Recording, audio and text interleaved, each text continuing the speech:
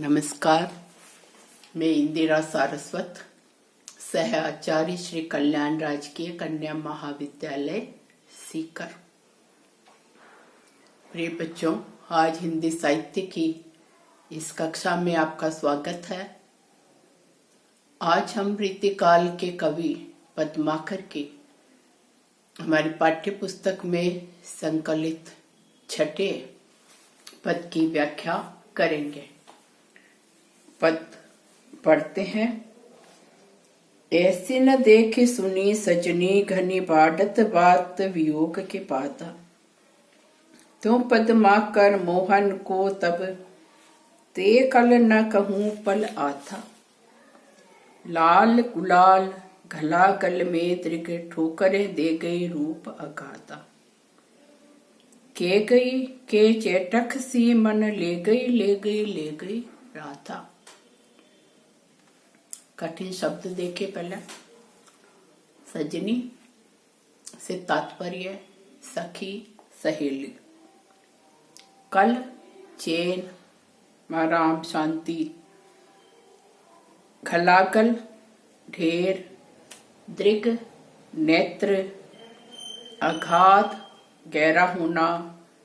चेटक से तात्पर्य जादू। ले गई हरण कर लेना इत्यादि। तो इस अवतरण में पद्माकर ने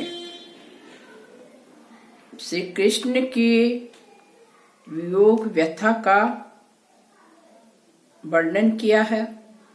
साथ ही राधा के रूप सौंदर्य का वर्णन भी किया है कि किस प्रकार से राधा ने श्री कृष्ण के मन को मोह लिया था, मन का हरण कर लिया गया था। श्रृंगार रस से संबंधित इस पद में वियोग श्रृंगार का वर्णन हुआ है कि श्री कृष्ण की विरह व्यथा और किस प्रकार से श्री कृष्ण राधा के बिना बेचैन अशांत नजर आते हैं। एक गोपी जो राधा के वियोग में व्यथित श्री कृष्ण की दशा को उसने अपनी आंखों से देखा है, तो देखने के पश्चात वह अपनी सखी से कहती है कि हे सखी, किसी स्त्री के वियोग में इस प्रकार लगातार बढ़ती हुई बेचैनी को जो मैंने श्री कृष्ण में देखा है, ऐसी बेचैनी मैंने आज तक किसी में नहीं देखी।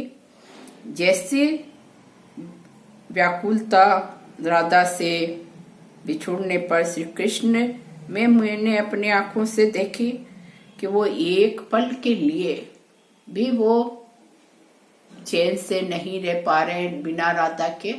तो राधा ने कैसे श्री कृष्ण का मन मोह लिया है कि राधा के बिना श्री कृष्ण पल भर भी चैन से आराम से नहीं रह पा रहे हैं। यह एक सखी ने अपनी आंखों से देखने के पश्चात अपनी दूसरे सखी से वो कहती है कि लाल रंग के गुलाल के ढेर में अगाध रूप से संपन्न राधा अपनी आंखों की ठोकरें मार के गई है, जिससे गुलाल सर्वत्र उड़कर व्याप्त हो गया है। अर्थात श्री कृष्ण का पूरा शरीर सभी राधा के प्रेम के रंग से डूबे हुए नजर आ रहे हैं।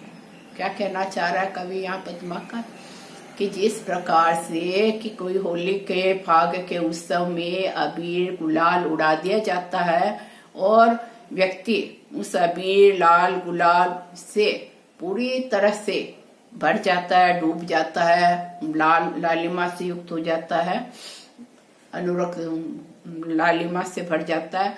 तो यहाँ श्री कृष्ण के शरीर की जो लालिमा है वो किसकी है? राधा के प्रेम में अनुरक्त होने की श्री कृष्ण के संपूर्ण शरीर में राधा का प्रभाव, राधा के प्रेम से अनुरक्त होने की लालिमा देखने को दिखाई दे रही है। तो पूरी तरह से श्री कृष्ण का एक एक अंग राधा के प्रेम में डूबे हुए दिखाई दे रहे हैं। कि कवि कह रहा है, लाल गुलाल घलालन में दृग ठोकर दे गई रूप गाता। क्या अगाध रूप सौंदर्य वाली राधा का असर आप देखिए कि कैसे श्री कृष्ण को पूरी तरह से अपने प्रेम में अनुरक्त कर लिया गया है। के गई के चेटक सी मन ले गई ले गई ले गई राधा। यहाँ वो पद्माकर कवि कहते हैं सखी के माध्यम से कि राधा यहाँ से क्या चली गई कि वह तो श्री कृष्ण के मन को जादू से चेटक सी मन, चेटक जादू से वशीभूत करके ते अपने साथ श्री कृष्ण के मन को भी जादू से वश में करके अपने साथ लेकर चली गई।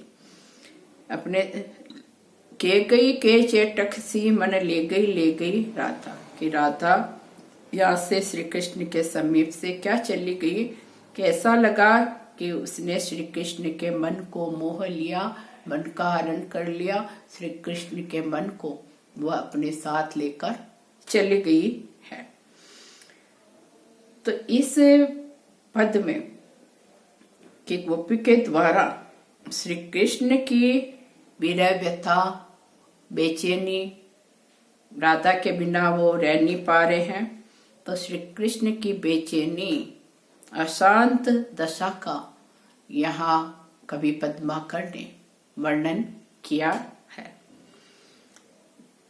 कि राधा ने किस प्रकार से श्री कृष्ण के मन को मोहित किया, श्री कृष्ण के मन का हरण किया। और ये श्री कृष्ण के मन को हर लेना उसी प्रकार से है जैसे किसी जादू की कला के द्वारा कि सामने वाले दृष्टा की आंखों पर जादू का असर छा जाता है। राधा के सौंदर्य का जादू भी श्री कृष्ण पर ऐसा ही था। तो इसमें ये व्यक्त किया है कि राधा के सौंदर्य का जादू श्री कृष्ण पर कितना अधिक था। अलंकारों की यहाँ अनुप्रास अलंकार का प्रयोग भी दिखाई दे रहा है। यमक एक वर्ण की आवृत्ति हो लेकिन उसका अर्थ भिन्न होता है। रूपक अलंकार है।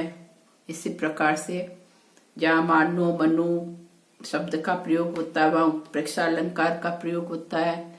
चेटक सी शब्द आया है, यहाँ उपमा अलंकार का समान, चेटक के समान, जादू के समान मन को हर लेना, या उपमा अलंकार का प्रयोग हुआ है। इसी प्रकार से छंद में सवैया छंद का प्रयोग हुआ है। धन्यवाद।